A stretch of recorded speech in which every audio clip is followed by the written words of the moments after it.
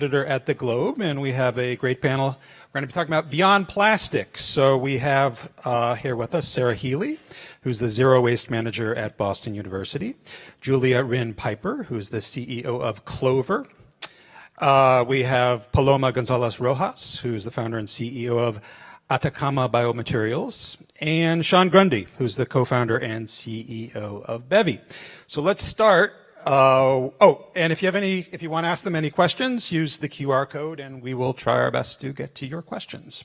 So let's start where we normally finish with the lightning round. So just tell us a little bit about what you do in your organization or your business and what makes you beyond plastic. Why are you up on the stage? Hi, everyone. I'm Sarah Healy. I'm the Zero Waste Manager at Boston University, and I'm up here because I manage all things waste associated with the university. I touch all of the non-hazardous waste that leaves campus. This includes all of our specialty waste, things like lab plastics, styrofoam, items like that. I also manage all of our food waste and organics, as well as all of our single-stream recycling and everything like that. And then additionally, I do all of our zero waste programming. So I touch waste from a lot of different angles, and I'm here to kind of bring the operations side of the perspective and a university perspective to the panel.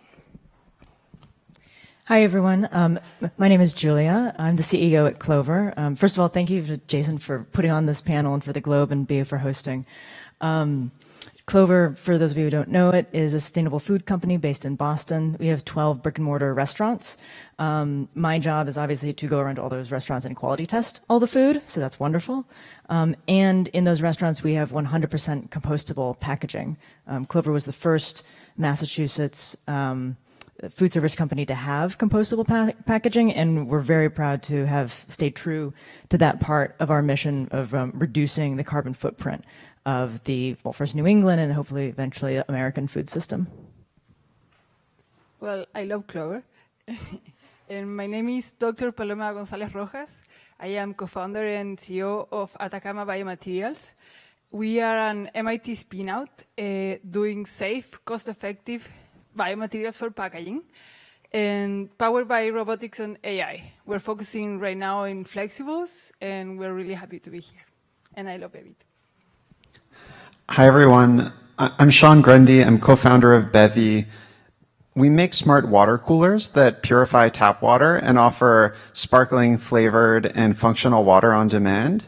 We go to market B2B, so we sell our water machines to thousands of offices, hotels, schools, and other commercial locations. We're a mission-driven company, so at our core, the whole purpose of Bevy is to eliminate single-use disposable bottles by offering high-quality alternatives without the single-use packaging. So that's why we're here. To date, we've saved over 750 million single-use bottles and cans. Great. Thank you. So I want to start with Julia. So I told her before, I go to Clover. It's a treat I give myself in the morning. I very much enjoy the egg pita, I think.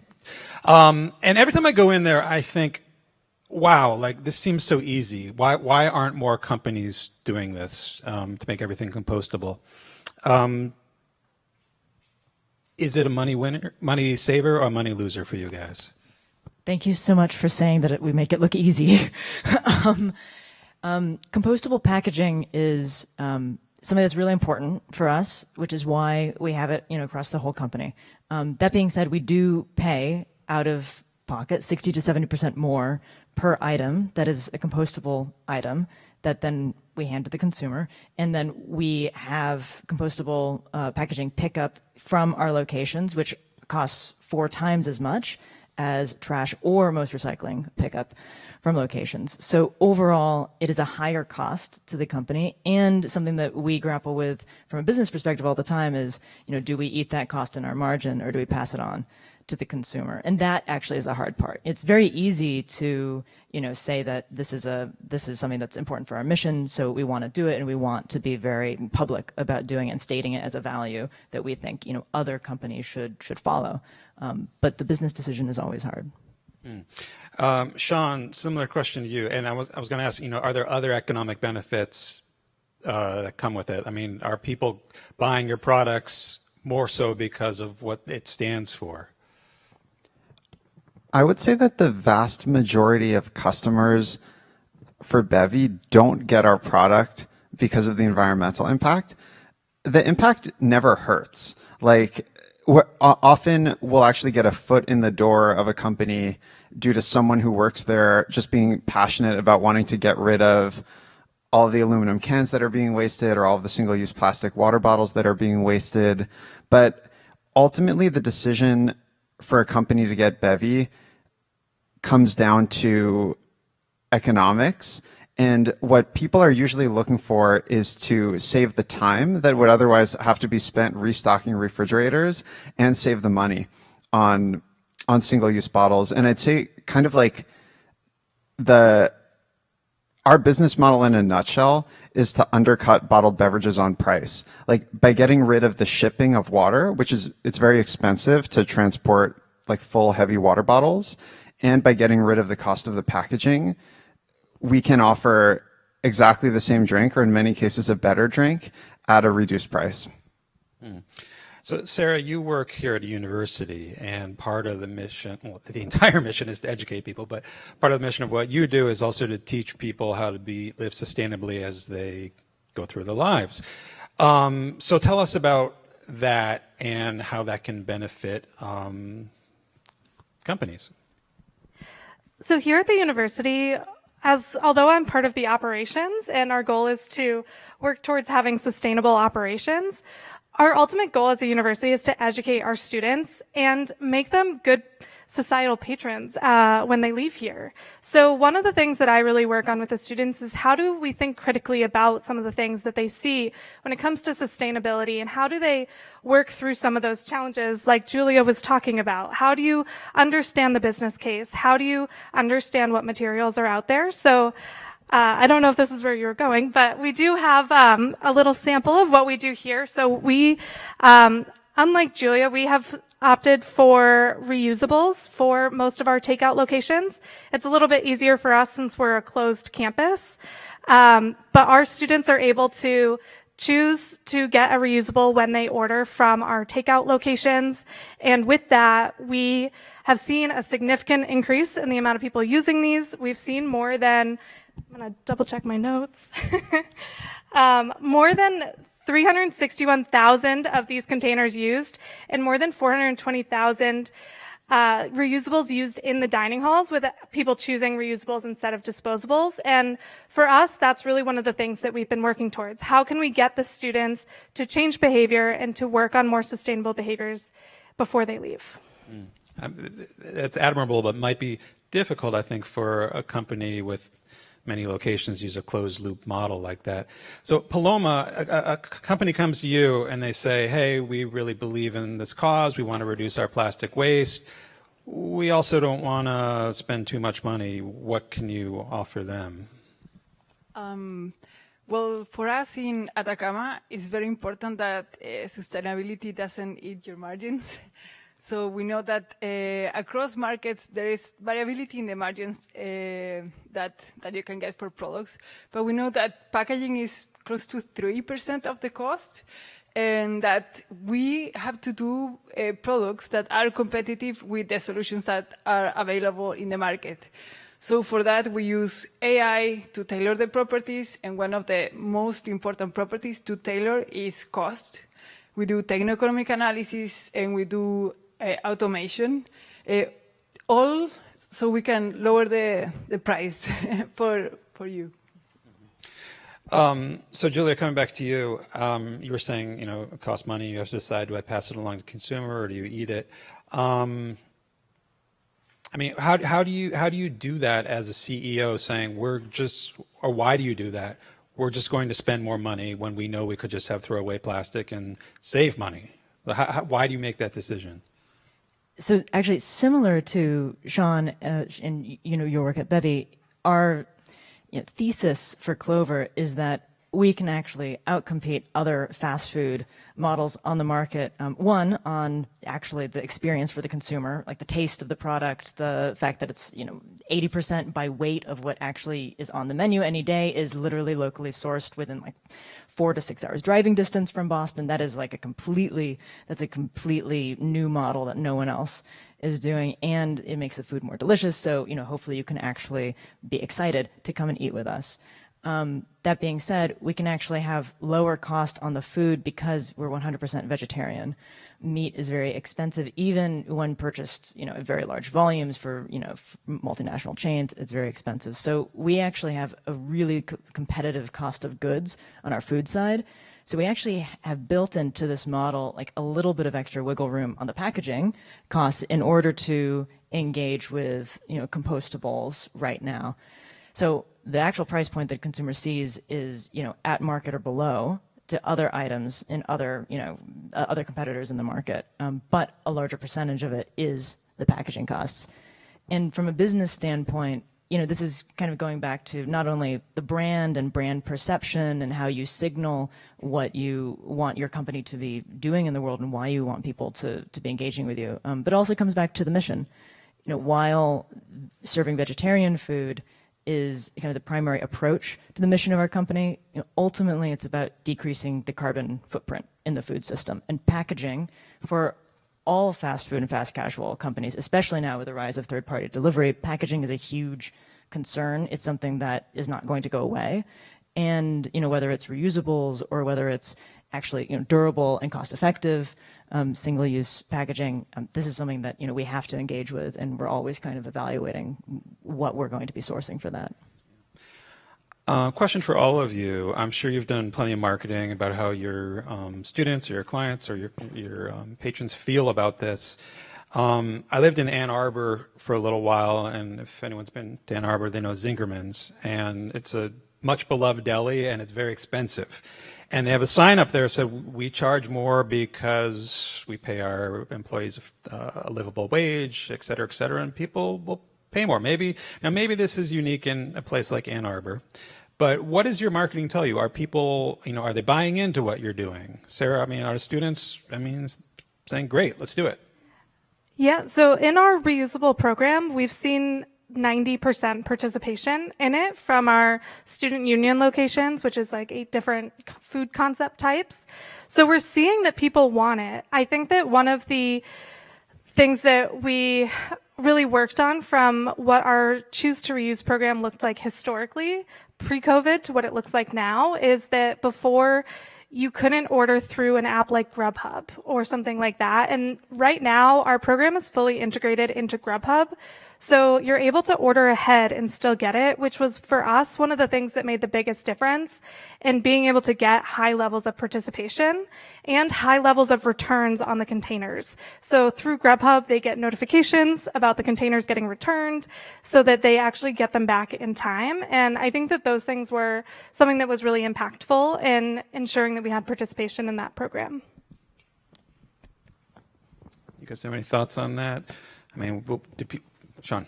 I think for us, while sustainability is always one of the benefits that customers are paying for, I actually appreciate it especially when there's a customer that doesn't care about sustainability but still gets our product. Like to me, that's a sign that, okay, the business actually works. Because while I wish everybody were motivated to factor sustainability into their purchasing decisions, I think the reality is that if we relied on that, we wouldn't be able to grow too much. We have to be able to win over just the pure economic decision makers or people who, are making decisions also purely based on the quality of the product. So actually, whenever we're in some kind of sales pitch and a customer mentions that sustainability isn't important to them, but they're still getting our product because they like it or because they find it to be more efficient, that to me is a win, because I think that's really how we can realize the mission.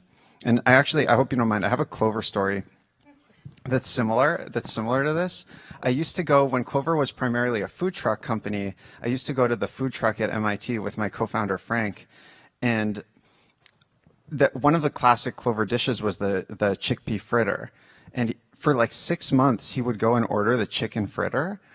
So he'd be like, I'll have the chicken fritter. And he loved it. And to me, it's a perfect example. It took 6 months before he realized it wasn't chicken. And this was just the dish that he loved. And to me, that's a perfect example where he wasn't really into the mission, but loved the product and became a recurring customer, and you like pulled him along toward your mission anyway, whether he knew it or not. Yeah, I love that story. I mean, it's a story that resonates with a lot of customers to Clover, and I think to a lot of successful, sustainable F&B companies. And, you know, functionally, from a business and a marketing standpoint, it's really important to have, you know, suppliers for packaging and, you know, partners in the space that are either cheap or they're easy. And there's not a lot of customer friction because there's very limited educational bandwidth you have as a company, especially as a company in a space where, you know, people are making consumer choices about food and beverage multiple times a day. It's the only consumer good you make decisions like intentional decisions constantly about, and you're constantly bombarded with marketing and information about products. So your educational bandwidth is super, super narrow. So if you have to explain, you know, how, yeah, you're vegetarian and you're compostable and you're local and you're this and you're that, and that's why you should eat with us, like no one is going to sit and listen to that. Mm-hmm. Paloma, do companies come to you because they say we believe in being more sustainable, or we're looking to save money, or both? Well, for us, we make a high-performance paper that is transparent or opaque and cheaper. But the thing is that the clients that come to us are large corporations that, in a way, are desperate because their clients want something different. So they feel the pressure of consumers, of everyone, like everyone in this room probably buys, I don't know, snacks for, on their way home. And that affects the large corporations. So in a way, sustainability for us, of course, is part of the mission and super like close to our heart. And that's what drives the companies to talk to us. But then there is the financial business and all that. And completely agree with Julia. So it's difficult to do education. So that's why we chose to do a paper-based material, because it can be recyclable in infrastructure that is the most successful in the world to do the waste management in comparison to plastics or to other materials that are more difficult to have circularity with. Right. Yeah. We have a few good questions coming in from the audience. Someone writes, what recommendations do you have for small local businesses to reduce plastics and showcase sustainability to large buyers? Anyone can tackle that. I will say the packaging. Definitely. We're focusing on flexibles. Yeah, thank you for the question. But for sure, the packaging is the face of the material, and materials that feel like paper, look like paper, are of preference for consumers today.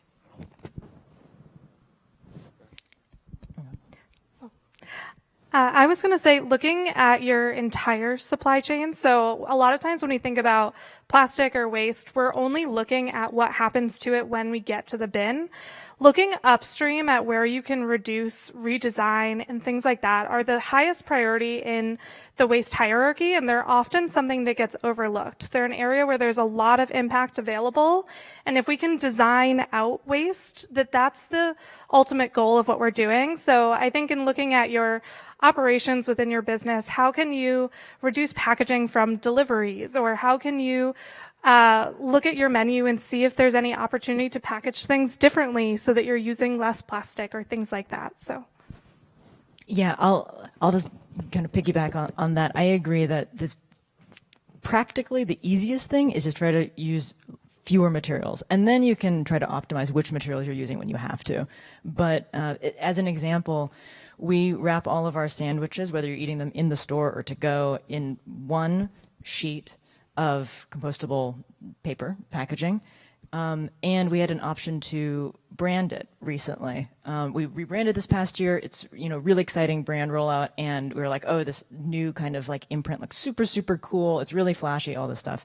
But in terms of the actual marketing impact for the consumer, there are much cheaper ways for us to get that marketing impact than increasing the cost of the packaging. So we didn't do that. And this is super in the weeds answer, but I think that there's lots of ways around using packaging just by minimizing the physical mass of packaging.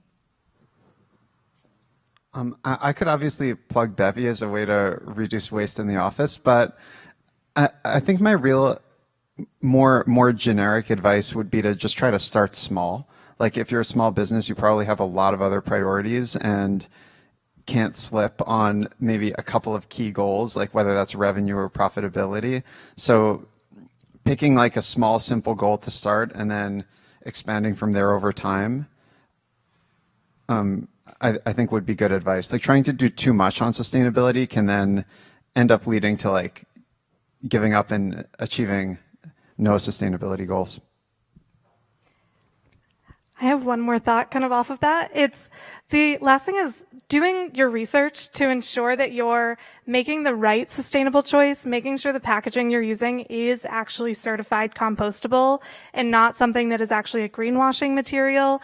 I think that doing that research up front could save you a lot of money in the long run in case you get like media flack for using something that's not actually compostable, or you have to change the entire thing and you end up with overstock. So taking time to slow down and do that research is a really important piece.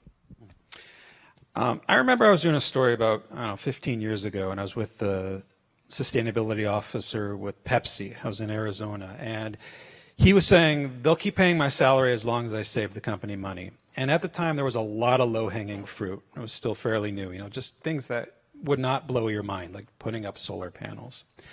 I got to think a lot of the low-hanging fruit has now been plucked. So is my assumption correct? And is it more and more difficult now to, I'm sorry all these questions are centered on money, but I really do believe that when you're trying to run a company, like it's hard to justify paying extra money. But is there still low-hanging fruit out there, or are we at the point now where we need a company like Paloma's to like get us to the next level? I know for us, in the financials, often right now, a lot of our programming comes at a upfront cost, but has revenue saving down the line. So for our Choose to Reuse program, we had to make an upfront investment in the purchasing and the technology that we're using for it. But it has actually been a cost saving and actually a revenue generating program, which is something that we didn't necessarily expect. And we've written case studies on this. And then we've also been looking at a project around hand dryers and moving from paper towels in bathrooms to hand dryers. And that's another one that comes at an upfront cost, but has a lot of cost saving opportunity down the line when you look at your waste stream and how much we pay to get rid of waste.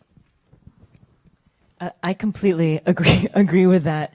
I think that, for us, we have a long list of dream projects that actually would be very smart from a profit and loss perspective and would save costs in many, many different ways. But there's an initial investment period, and capital, especially for small business, is incredibly precious.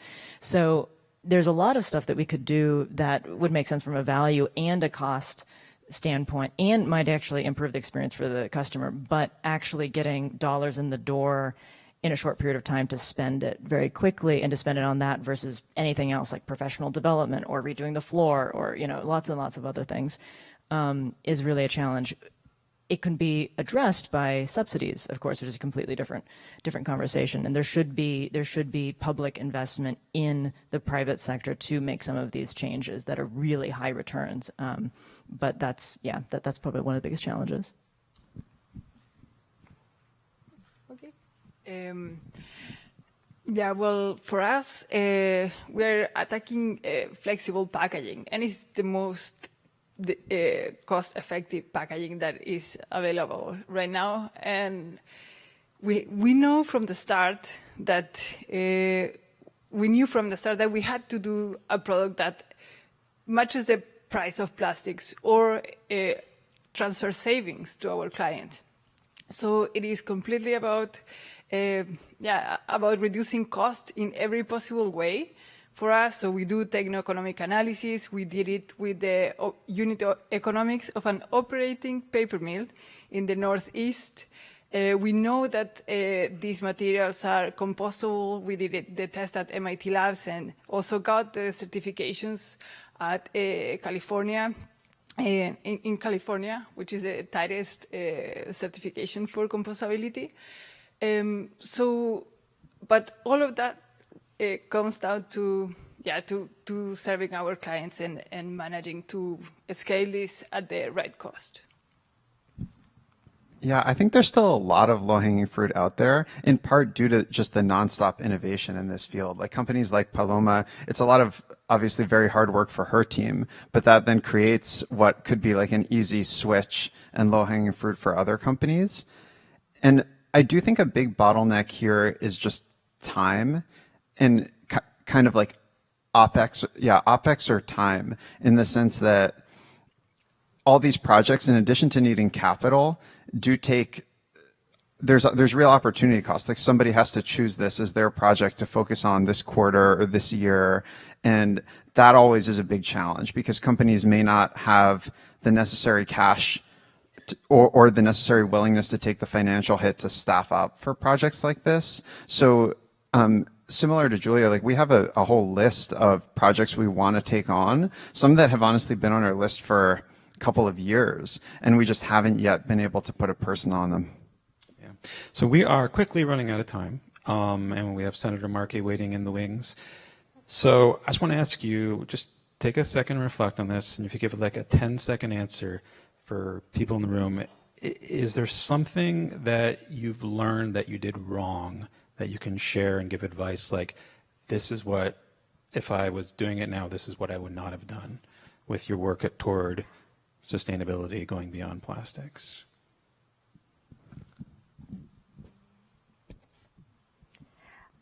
I go back to what I had kind of said before. Making a decision too quickly. Do your research. Understand the decision you're making and the pieces of it. Great.